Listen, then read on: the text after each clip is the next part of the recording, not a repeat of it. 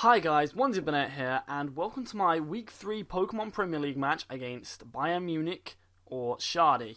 I'll put a link to his Twitter and his YouTube down below, but before we get into the team analysis, I've just got to apologise. I haven't been able to get this up until now, simply because this week has been one of the busiest weeks for me, and I recently got some bad news regarding what I was doing this week. Basically, I was going to a load of auditions, and I've been working on a monologue for Showcase, which I'm doing at uni, and unfortunately I didn't get a part in it at all, which was really upsetting. Quite frankly, it's one of the first times I've not been given a part that I've auditioned for, and it's a massive reality check. I feel really bad right now, honestly. It's like, I feel incredibly bad about what happened, and I just feel like I've wasted the last week when I could have been doing other stuff that would have been more productive. But it's put a lot of crap on me and made me feel really bad, but hey ho, that's that. But yeah, let's get into this team analysis. Basically, I had to switch up a lot from the last match. I decided to draft in Roserade and Dragonite because those were two Pokemon that I hadn't used before in the Pokemon Premier League, and I have a policy where I will try out as many Pokemon as I can, and if they don't do anything for 2 consecutive games, like if they don't do well in 2 games, I will consider transferring or dropping them at the next transfer window. And because I hadn't used the last 2, I thought that, hey ho, I thought it's a good idea to give them a try. I will start off with Hydreigon though. I decided to pack Flash Cannon on it this time. It's the same set as the last game, which was the Life Orb one with speed and special attack and a bit of attack, but I decided to pack Flash Cannon on it because I knew that he'd probably be bringing that Clefable, and it would be nice to hit the Clefable with super effective Life Orb damage, and in theory that works really well, so I thought why not. The rest of the moves were Draco Meteor, Dark Pulse, and Super Power. I wanted to pack Earth Power just in case he brought his Typhlosion, but I had a feeling that he wasn't going to bring it, so I kind of held off on that, but yeah. Sylveon, typical Sylveon, I don't need to bring anything other than the one set most of the time because its Choice Specs, Hyper Voice, it just destroys souls.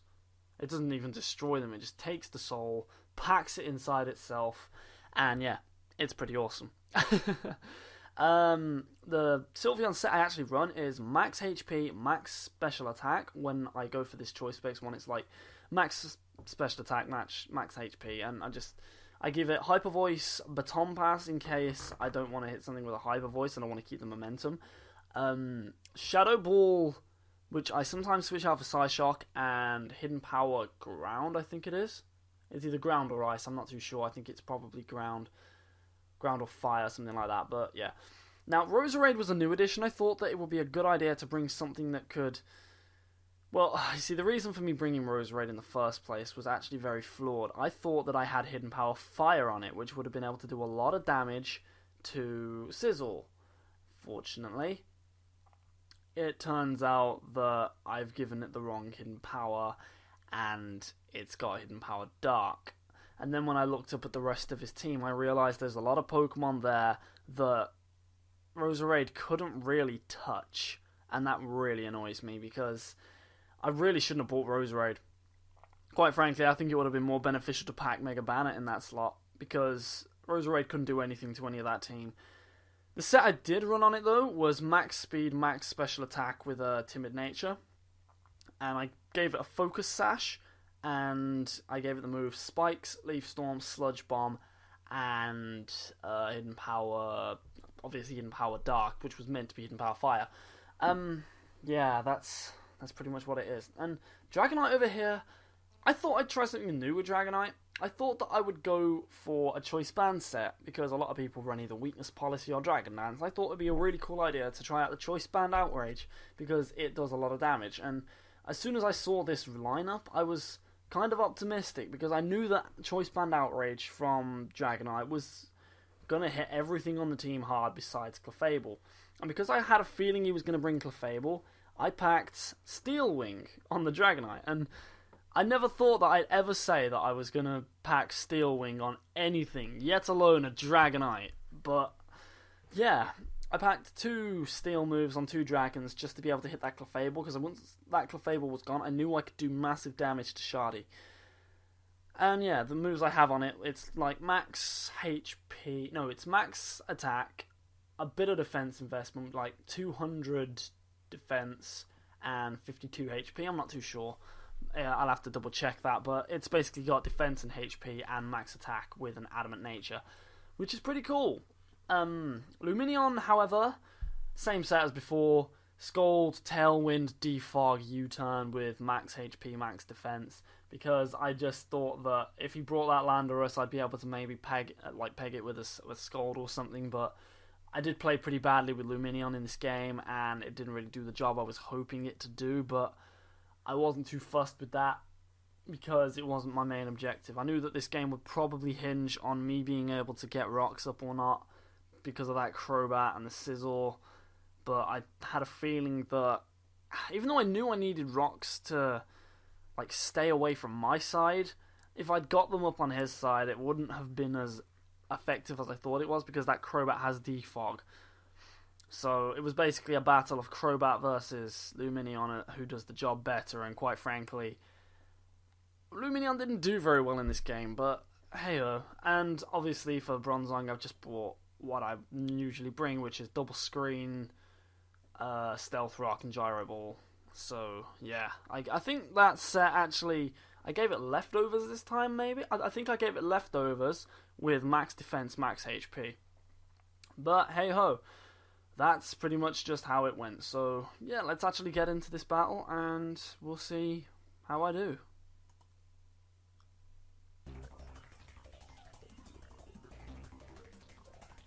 So, as you can see, Shardy's issuing a challenge, which, you know, it happens all the time. But he leads off with his Crobat, as I lead off with Hydreigon. And, right, from turn 1, I made a massive mistake. Instead of going for Flash Cannon on turn 1, because I knew he was going to lead with a U-turn, and I knew U-turn wouldn't do that much damage, but for some reason, I didn't think that he'd go into Clefable. I'm not sure why. He had no reason not to go into Clefable, and I stupidly went for a Dark Pulse. If I'd have gone for Flash Cannon there, I would have been able to completely circumvent what happens this turn. I go for a Flash Cannon, but he packs a Babiri Berry on it, which really messes me up because that does absolutely no damage, and because of that, this Moonblast is going to completely destroy Marcelo. So from turn 2, I'm at a complete disadvantage. I have no idea how I'm supposed to claw this back. So I'm pretty much on the back seat already because I've lost Hydreigon. I can't do anything to that. Oh my god, I can't even think right now. But I decided to go into Purlow, the Roserade, because it has a very damaging Leaf Storm, which would have been able to take it out. But I knew it wouldn't stay in, so I go straight for the Hidden Power, which I thought was fire. Turns out it was dark. It doesn't really make a difference because it still would have done the same amount of damage to this thing. And I kind of knew that I needed to keep this thing around, so instead of going straight for another Hidden Power, as he goes for a Brave Bird or a U-turn or whatever, I thought I'd switch into DDR, take the U-turn or the Brave Bird, and see what happened. He goes for a U-turn, so I've kept my sash on Roserade, and he's gone for a U-turn on Luminion, and he switches out into the Nidoqueen. And right here, I made a very, very, very stupid play. I assumed I would outspeed, but I think he's packed some kind of defense investment, and I originally planned to go into Bronzong there, and then pull another switch into Dragonite to get me off a good in a good matchup against this thing. But he went for a Sludge Wave faster than I was able to go for the U-turn, which meant that Luminion's already pretty much gone. Now I go into Dragonite because I've got a free switch into it anyway, and I decide to go for an Outrage, thinking that I wouldn't be fast, like I would be faster. But he switches into the Clefable, which was an obvious move to be honest, and that kind of shows me exactly what sort of player he is. He's going to switch if he can. So I switch into Sylveon, knowing that a Hyper Voice would decimate this thing and pretty much decimate anything else. But stupidly enough, I went for a Baton Pass. I don't know why I did that. I assumed he was going to switch into possibly the Scizor, so I couldn't do anything. And he goes for an Encore. I think that was a misclick on his part, but it worked out because he's now in a favourable position. Now, I've got Bronzong out. He switches back into this Nidoqueen. Now, this Nidoqueen was annoying, so I wanted to get up Stealth Rocks to try and bait the Crobat back in. But that puts me in a bad situation because I know this Nidoqueen's probably going to carry Fire Blast, and I switch into Dragonite, predicting this Fire Blast. It goes for a Fire Blast, which I assumed it would, but unfortunately that means I've broken my multi-scale. And that was massive, massive loss for me, because, yeah. Now, he switches into the Clefable, as I had predicted him to do right here, and I go straight for a Steel Wing, which you'll see right now. A Choice Band Steel Wing is going to completely destroy this Clefable. So I've leveled the score up here, and I've managed to take out the Clefable. Now, I know that Dragonite is able to do a lot of damage, but unfortunately I had to sacrifice my multi-scale to get rid of the Clefable, which means that Dragonite's not going to be able to take as many hits now, even though I did EV it in defense. I know that I can probably take an Ice Punch from a Sork at that point, but it's still not enough. Now, I assumed it was going to go for a Sludge Wave there, and I thought the only Pokemon I had to take it was Roserade. But I completely forgot that these things learn Ice Beam, and I switch in Roserade to take an Ice Beam, which it wouldn't have killed because I know I have the Focus Sash, but it's still frustrating that I had to take that much damage from it. And here I made another bad play. I go for the Leaf Storm, as I know he's not going to want to stay in and take it. If I'd have gone for a Hidden Power there, that Crobat would have been gone. But unfortunately I went for a Leaf Storm thinking that he wouldn't switch. But as I learned previously that if he can switch, he will. That's one thing I've learned about Shardy. If he'll switch, he can. And it took me until too late to realise it.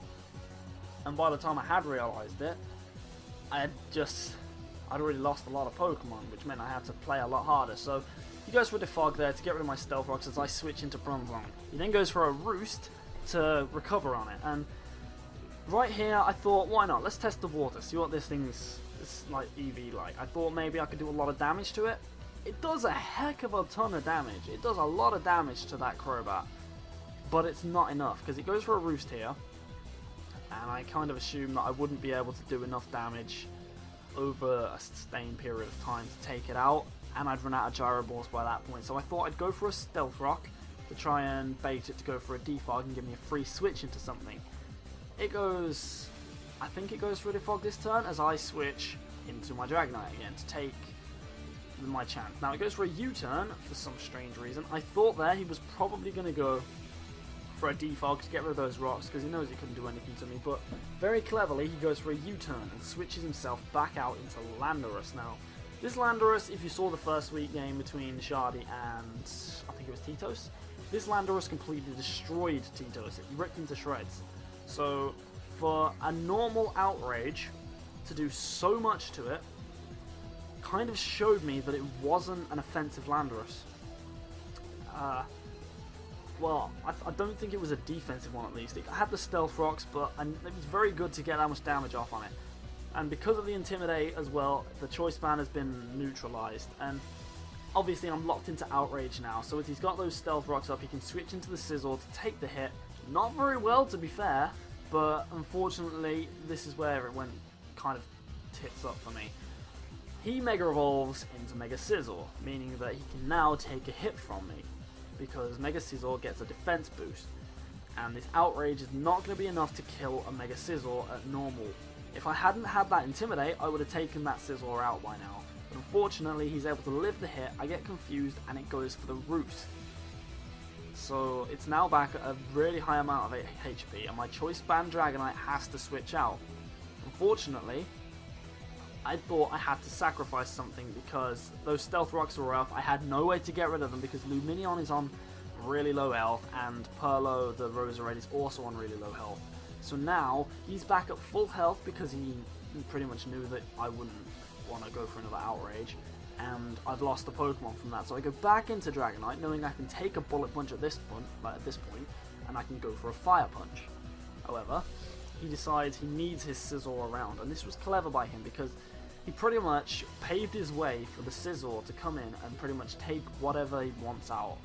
I knew I couldn't really touch it. I couldn't really touch that Sizzle unless I got a Fire Punch on it, and he made the safe play by sacrificing the Landorus to keep the Sizzle at full health and able to come in at another point.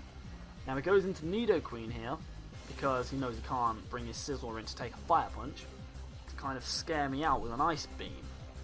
And I switch into DDR to just sacrifice it off and pretty much just, end any hope I have of getting the rocks out, because I knew I was never going to be able to get them away because of the Stealth Rocks anyway. But I switch back into Coloroth here knowing that I can take this Nidoqueen out with an Outrage. he knows he can't really risk going back into Sizzle right there because he doesn't know if I'm going to Fire Punch or if I'm going to Outrage. I went for the Outrage knowing I could take the Media Queen out, but to be fair, it doesn't make much of a difference. This Sizzle is now at near full health because of the Stealth Rocks, and it's able to go for a Sword Stance, as you'll see it does after it takes this Outrage really well. It does just over half, and it goes for the Sword Stance. Now, another Outrage would have been able to kill it, but unfortunately, I didn't really have the time to go for another Outrage because this thing now has Bullet Punch, which is enough to completely destroy my Dragonite.